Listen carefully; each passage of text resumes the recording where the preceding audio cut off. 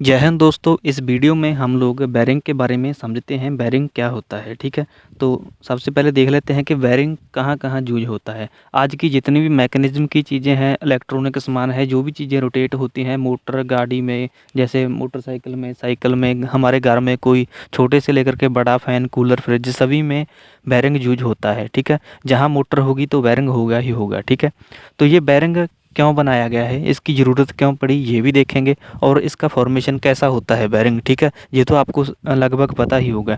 ये दो रिंग के बीच बॉल्स होती हैं, एक रिंग नीचे होता है, एक रिंग ऊपर कवर कर लेता है और बीच में वाल्स होती हैं। ये वाल्स लोहे की होती हैं, तो ये वाल्स बीच में से रोटेट होती रहती हैं और नीचे वाला जो रिंग होता है फिक्स रहता है और ऊपर का रिंग रोटेट होता रहता है। ठीक है, अब देखते हैं कि इसकी ज़रूरत क्यों पड़ी। तो इसके लिए आपको पहले फ्रिक्शन को समझना होगा कि फ्रिक्शन क्या होता है। तो फ्रिक्शन क्या होता है, जैसे एक सतह है और एक सतह दूसरी सतह पर फिसलती है, तो उसके दोनों में खड्डे तथा उभार होते हैं, वो एक दूसरे में फंसने की कोशिश करते हैं। ठीक है, तो इसको फ्रिक्शन बोला जाता है। ठीक है, तो जितनी चीज़ आसानी से फिसल जाती है उसको कम फ्रिक्शन होता है उसमें।